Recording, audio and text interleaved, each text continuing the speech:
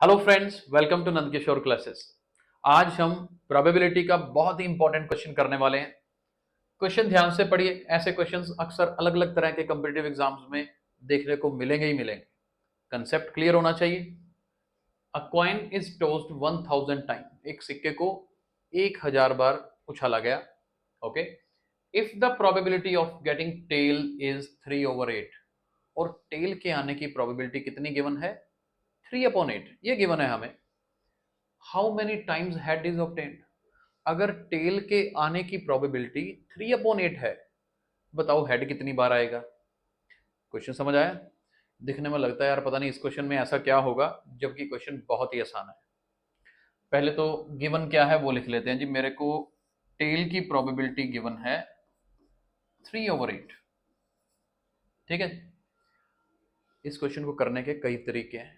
ठीक है, अलग अलग मेथड से क्वेश्चन किया जा सकता है, तो कंफ्यूज नहीं होना। मैं यहाँ पर दोनों मेथड आपको करवाऊंगा। जैसे टेल की प्रोबेबिलिटी 3/8 है ना। अब या तो पहला एक काम करो कि टेल कितनी बार आएगा वो निकाल लो। टेल कितनी बार आएगा देखो, जैसे number of times tail will कम,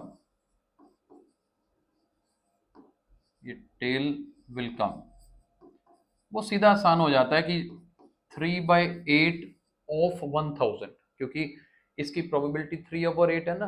तो टेल कितनी बार आएगा? 3/8 ऑफ 1000। मैंने 3/8 ऑफ 1000 क्यों लिया? क्योंकि 1000 टाइम्स इसको उछाला है, तो उसी से ही निकालना है।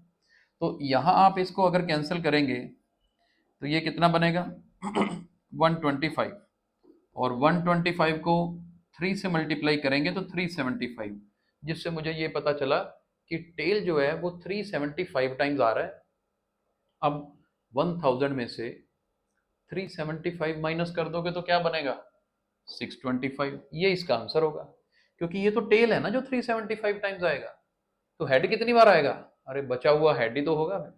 अगर 375 टाइम टेल आ रहा है 1000 में से, तो बाकी टाइम हेड ही आया, क्योंकि दो ही ऑप्शंस होती हैं, इसलिए 625 आंसर। एक तरीका तो ये करने का है। दूसरा तरीका देखिए। मान लो मेरे को ये दे रखा है कि टेल की प्रोबेबिलिटी कितनी है? 3/8। तो आपको ये पता होना चाहिए कि एक कॉइन उछालने पर या तो टेल आ सकता है या हेड आ सकता है। और जैसे यहां पर दो इवेंट्स हो सकते हैं ना, हेड और टेल, तो इंडिविजुअल इवेंट्स की प्रोबेबिलिटी हमेशा 1 होती है। जैसे कॉइन उछालने पे हेड और टेल दो ही चीजें आती हैं, तो हेड के आने की प्रोबेबिलिटी और टेल के आने की प्रोबेबिलिटी, दोनों की addition it will always remain 1। तो मैं यहां से हेड के आने की प्रोबेबिलिटी निकाल सकता हूं। टेल वाली माइनस कर देंगे ना उधर जाके, तो 1 - 3/8 कर देंगे। अगर 1 - 3/8 करेंगे तो ये किसके इक्वल आएगा? 5/8। यानी कि हेड के आने की प्रोबेबिलिटी 5/8 है। इन शॉर्ट, अगर टेल के आने की प्रोबेबिलिटी 3/8 है, तो हेड के आने की 5/8 है। तो फाइनल आंसर आप कैसे निकाल सकते हो? अब ये जो 5/8 आया ना, इसको 1000 से मल्टीप्लाई कर दो, तो ये हेड के बारे में बता देगा कि हेड कितनी बार आएगा। 3/8 को 1000 से किया था तो टेल का पता चला था, वहां हमने टेल निकाला, फिर 1000 से माइनस किया।